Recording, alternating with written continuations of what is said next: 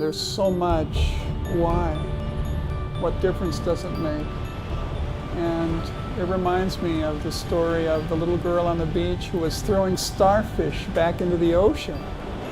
And so the grown-up looked up and down the beach and saw thousands of starfish that had washed up. And said, yeah, but there are thousands of starfish. There are so many. You can't throw them all back into the ocean. What difference does it make? And the little girl bent down and picked up another starfish and threw it into the ocean and said, it made a big difference to that one.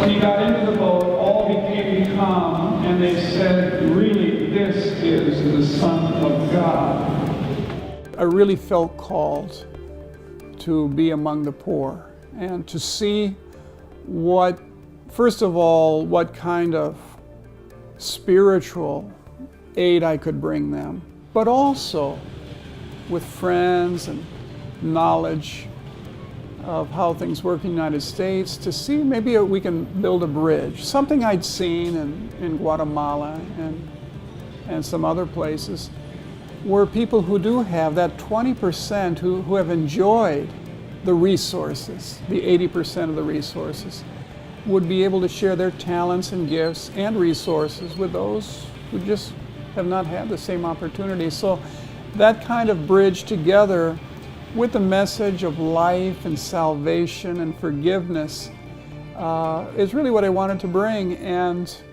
so as the airplane was kind of circling to land, I saw these poor neighborhoods, these shacks, you know, with bamboo poles and mud walls or grass walls. And I said, yes, this is the kind of poverty I'd like to reach out to and see how to learn from these people as I'd learned in Mexico, but also to see if I have something to offer them and really enhance their lives.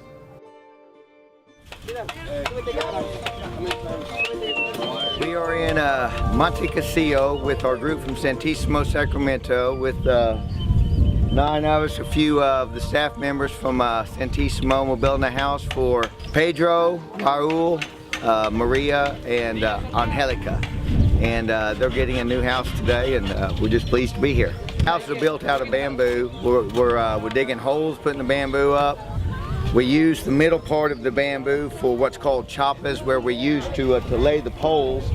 It's all wired together. We'll put a tin roof on it, plywood front, plywood back, a front door, back door with a lock, and then it's kind of a lattice material on the side. It usually takes about 2 hours in the morning to tear the house down and remove it. It's a sad process at first for the families because you're tearing their home down. But then when they see that you're actually going to have a home rebuilt in the same day, they're pretty proud. So as the day goes on, you see a lot more smiles out of the family. This is the family, Mia Familia. See? My husband and I adopted them about 4 or 5 years ago. And part of that commitment is we send $25 a month, and it provides their basic food. And we also, twice a year, we can send shipments of things they need. For example, we've sent pots. I see the pots we've sent. Here's the water jug that we've sent. And what a joy to get to meet them, because I never know what their needs are. So this is really wonderful. We want everyone who visits us, we want them to feel that they're allies, that they're empowered to do the work that they see. So it's always great for us to have visitors to get fresh eyes, you know, a fresh heart to see what people are suffering and what can be done for them. So every day in Santisimo Sacramento is a different day. We have a hospice, we have a retreat center, we have a rehab center, we have an orphanage, and we have lots of things, so we can help a lot of people. Last year we opened up this school with 470 children. We got a little bit more money and built some more classrooms. Now we're up to 690 students in our second year. They do have to have a certain amount of ability to study here. We can take on a few who might be a little weak in the studies and tutor them. But most of the students have to have some ability to offer in order to keep up with the others. We employ about 100 people a day. Yeah, we have 30 on staff at the parish, and here we have another 40 or so. And then we have all the builders who are building things all the time. So we probably have 100 people on payroll every day. Yeah. This particular project is really born out of the kindness of the Redmond family, and Mark and Kay and their kids have been down to Piura a number of times, and then Mark, who owns a construction company, got prostate cancer and began dying using hospice care himself, and he thought a lot about the poor down here who ended their lives in very poor circumstances, some dying on hard surfaces without a bathroom in their home and without any care really. So he wanted to help, and as he died, his friends gathered together funds with him and had this hospice built. And so we have room for 14 patients. We have 24-hour nursing care.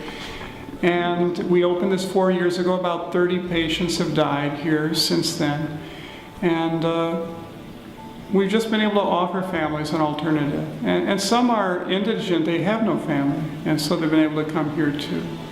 But there are really some wonderful stories of life, of compassion, of renewal that have happened here before the end of their life has occurred.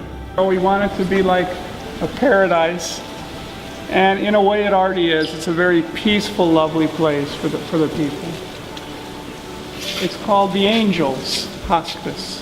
That was kind of how the family wanted to call this hospice.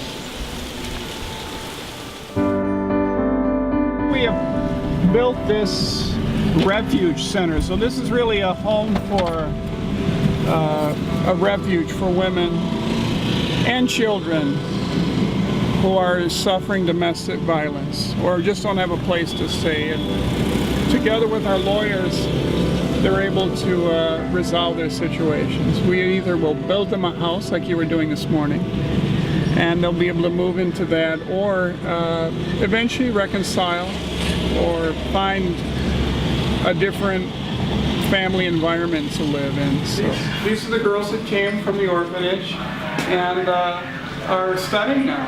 So this is giving them a chance really to move forward with their lives. Yeah. And they're really, this has only been existing for a little over a year, this home. Before, really, their alternatives were very limited. They pretty much had to live with a family and work as a cook or cleaning. Some of them did go back to their homes. Some are from the jungle, some are from the mountains, and a few are from the coast here. But it's just really a great opportunity for them to develop themselves and have new opportunities. And this was built really by visitors who wanted to help them out. So that's how this came into being. There are a number of rehabilitation centers in Piura, but a lot of them are a bit harsh and kind of primitive in their treatment. So we opened one over 20 years ago, and it's a voluntary program. It's not by force. It's really by encouragement and willingness. It's a residence. Up to 24 men can stay there, and right now we probably have about 15 or 20 that form a community, and they're different stages: the detoxification stage, the therapeutic stage, and then the community stage, and then the reinsertion stage. So we have a number of participants who are reinserting into their regular social life. The services that we offer are totally dependent upon donations from the United States. And so what I do is go back to visit parishes every year, maybe 4 different parishes, sometimes an extra one, but usually about a month, though I'll come back sometimes during the week so as not to be away too much time. But 4 or 5 different parishes I'll visit, and they'll take up a collection. And the sister parishes are very strong because they know what we're doing and are very generous in that sense. But yes, it's because of those donations that we can have a staff of 30, social workers, nurses.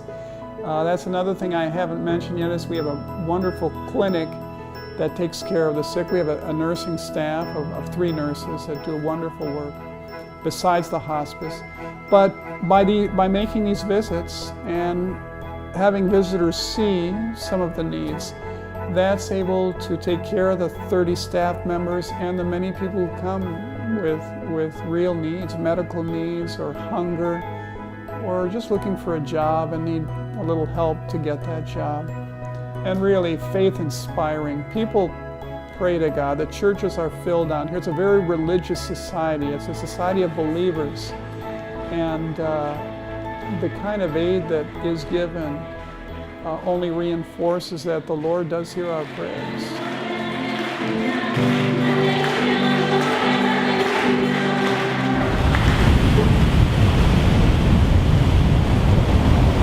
And she bent over and picked up the little starfish and threw it into the ocean. She said it made a big difference to that one.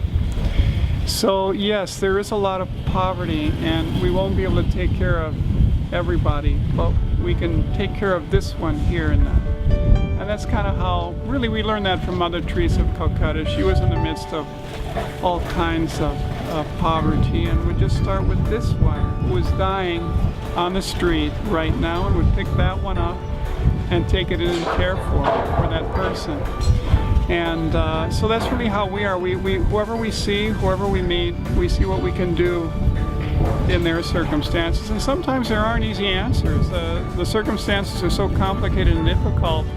We just have to pray, do what we can, but the solution is not forthcoming. It may require a long time for a solution to develop. But nevertheless, there we are. At least they're not alone, and I think that's a big part of it. Is people knowing that they're not alone in their suffering. That we're here. We may not be able to solve this particular suffering or problem, but we're with you. We'll be with you in this, and not indifferent.